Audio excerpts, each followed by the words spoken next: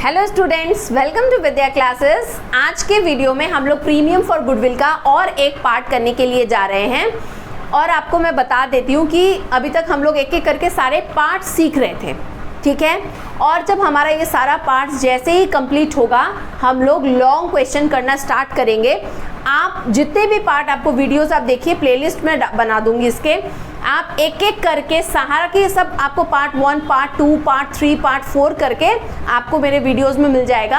आप लाइन से सारे पार्ट को अपने कॉपी में लिखेंगे और लाइन से सारे वीडियोस देखेंगे।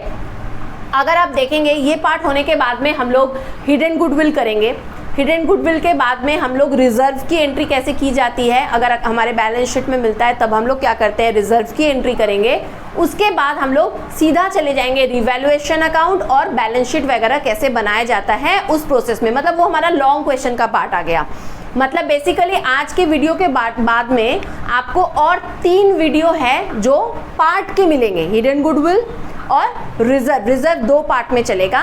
उसके बाद सारे पार्ट्स एडमिशन के कंप्लीट, ये एक बहुत बड़ा चैप्टर था पार्टनरशिप का।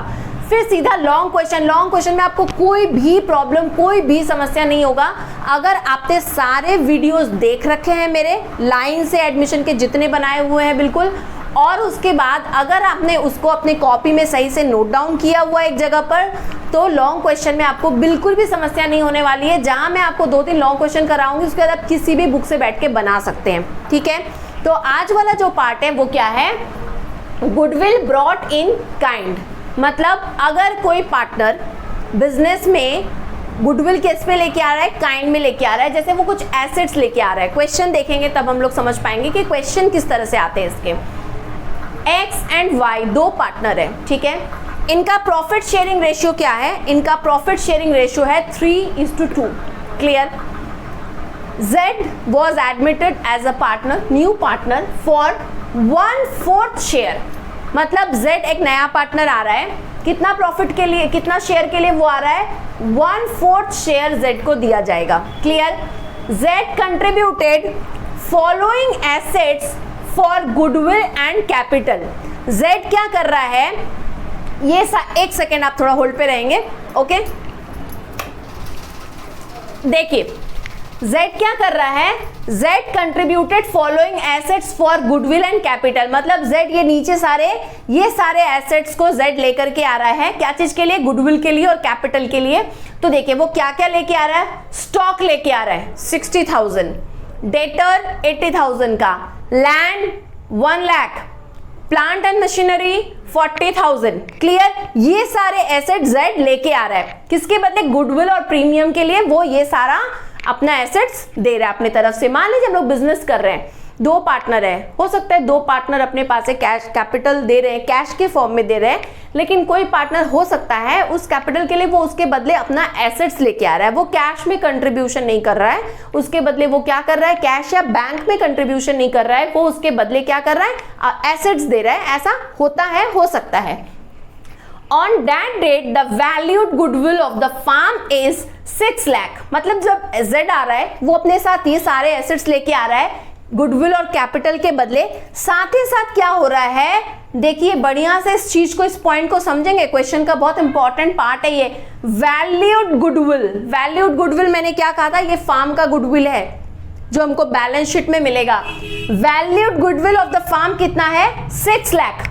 क्लियर है। Valued goodwill of the firm 6 lakh. हमको पता है कि वैल्यूड गुडविल अगर हमारे क्वेश्चन में रहता है, हम लोग क्या करते हैं, उस वैल्यूड गुडविल को पार्टनर्स लोगों में, ओल्ड पार्टनर्स लोगों में जो भी है उनमें हम लोग डिस्ट्रीब्यूट कर देते हैं ओल्ड रेशियो में। मान लीजिए A और B पार्टनर है, तो एंट्री क्या हो जाएगा, A's capital account debit, B's capital account debit to goodwill. Goodwill जब हमारे बैलेंस शीट में होता है तो वो डेबिट बैलेंस होता है, लेकिन जब हम उस गुडविल को डिस्ट्रीब्यूट कर दिए, अब वो हमारे पास से चला गया, तो उस केस में गुडविल क्रेडिट हो जाएगा। वैल्यूड गुडविल ओल्ड पार्टनर्स में, ओल्ड रेशियो में हमेशा डिस्ट्रीब्यूट कर दिया जाता है, ये याद रखेंगे। इससे नए पार्टनर का कोई कनेक्शन नहीं है। यहाँ पे हमको सैक्रिफाइसिंग रेशियो और गेनिंग रेशियो का भी कोई काम नहीं है। अब देखिए हम लोग इसको सॉल्व कैसे करेंगे, अच्छे से समझेंगे।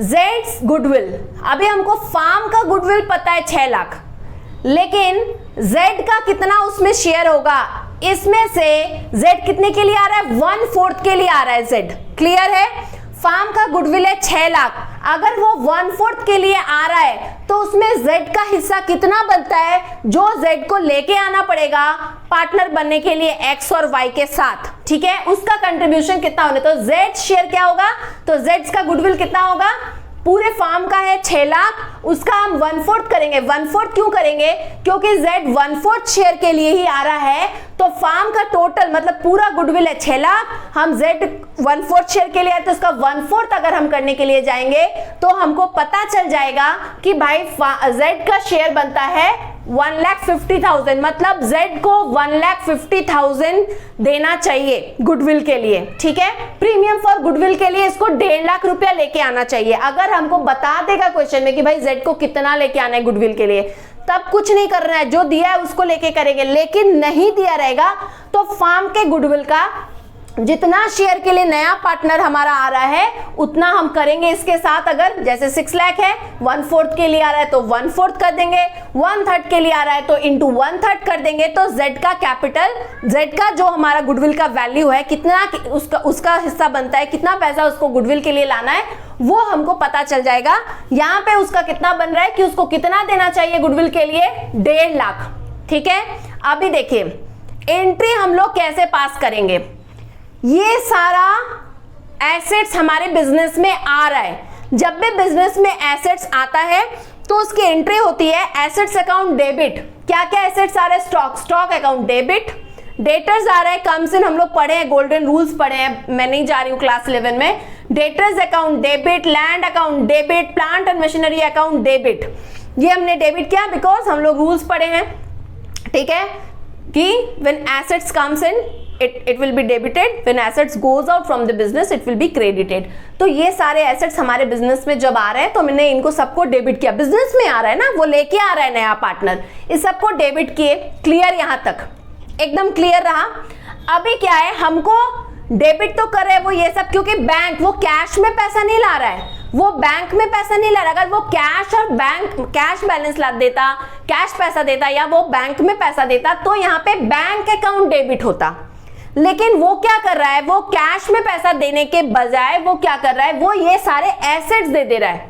ओके, तो हम लोग क्या करते थे, पहले बैंक अकाउंट डेबिट करते थे, उसकी जगह हम लोग ये सारा एसेट्स अकाउंट डेबिट करेंगे। Simple, clear. अभी देखिए टू प्रीमियम फॉर गुडविल, वहां पे भी हम लोग करते थे। प्रीमियम फॉर गुडविल का जो अमाउंट होता था हम लोग लिखते थे टू प्रीमियम फॉर गुडविल। याद करिए, प्रीमियम फॉर गुडविल और कैपिटल दोनों का अमाउंट जोड़ के हम लोग लिखते थे बैंक अकाउंट डेबिट। क्लियर। तो टू प्रीमियम फॉर गुडविल कितना होना चाहिए हमको, उसको प्रीमियम के लिए कितना पैसा लाना है भाई, 1.5 लाख।